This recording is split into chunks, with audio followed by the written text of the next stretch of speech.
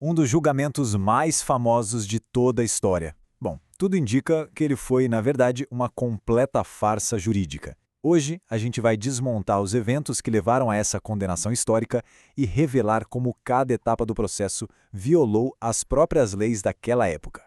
Então, a grande questão é essa. Se a gente deixar a fé de lado por um instante e olhar para esse caso só com os olhos da lei daquele tempo, será que a condenação de Jesus se sustenta? Para descobrir, vamos agir quase como detetives e seguir as pistas passo a passo.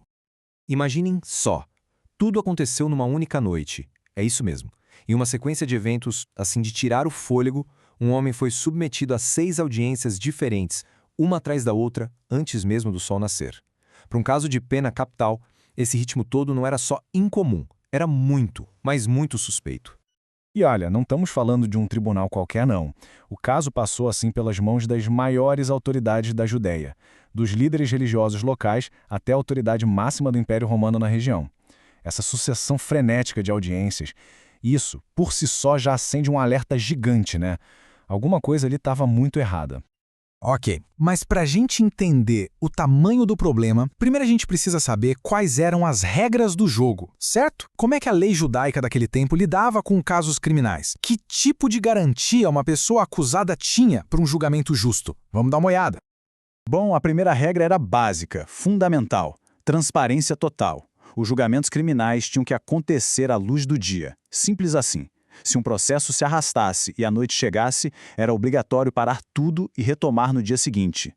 A justiça, afinal, não podia se esconder na escuridão. E não era só a luz do sol que importava, não. Precisava de luz sobre os fatos também. Para alguém ser condenado, era necessário o depoimento consistente de, no mínimo, 2 testemunhas oculares. E falso testemunho era proibido, com punições severas. Ou seja, a prova tinha que ser, sabe, inquestionável.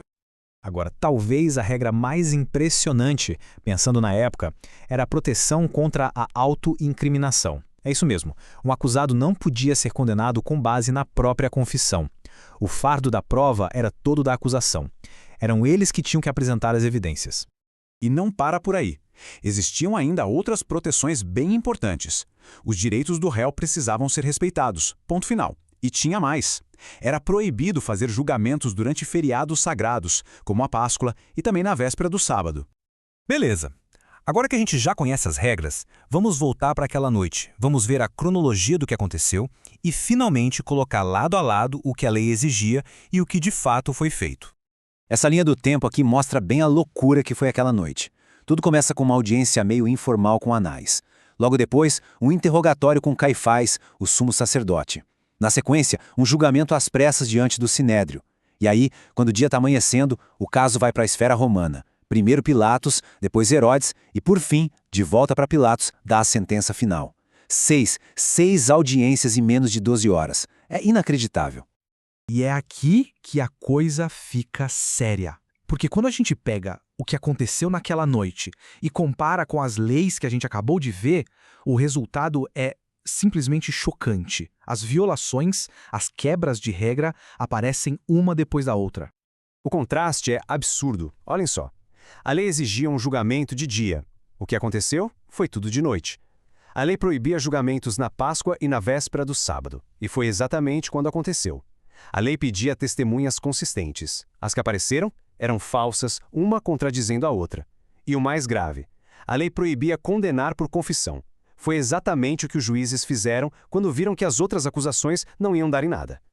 Essa história das testemunhas foi o primeiro grande tropeço da acusação. As fontes deixam claro que, mesmo usando testemunhas falsas, eles não conseguiram montar um caso que parasse de pé. Os depoimentos eram tão cheios de contradição que a acusação começou a desmoronar ali mesmo, na frente de todo o mundo. E aí, com o caso desabando por falta de prova, a estratégia muda completamente. Os acusadores partem para cima do próprio réu, tentando arrancar dele alguma confissão que pudesse condená-lo. Foi a quebra da regra mais básica de todo o processo, a proibição de se auto-incriminar. Isso tudo nos leva a outra pergunta, né? Se o processo era tão falho, mas tão falho assim, por que ele seguiu em frente? O que motivou as pessoas mais poderosas da Judéia a simplesmente ignorar as próprias leis? Pois é, as motivações mostram que a última coisa que importava ali era a justiça. Para os líderes religiosos, as fontes falam em inveja, um desejo de condenar a qualquer custo. Já Pilatos, o governador romano, ele percebeu a injustiça, mas cedeu à pressão da multidão para evitar uma revolta. E Herodes? Bom, Herodes queria ver um show, um milagre.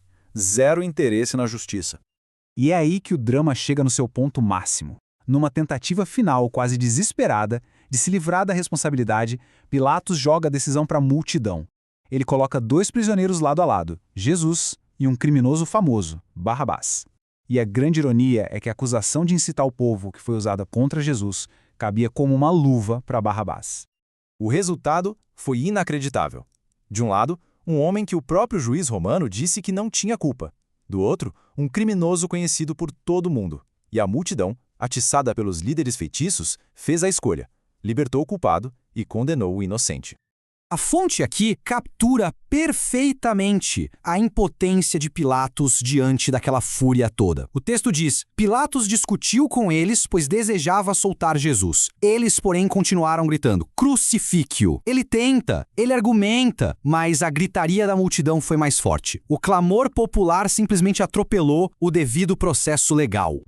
E no fim, toda essa análise nos deixa com uma reflexão.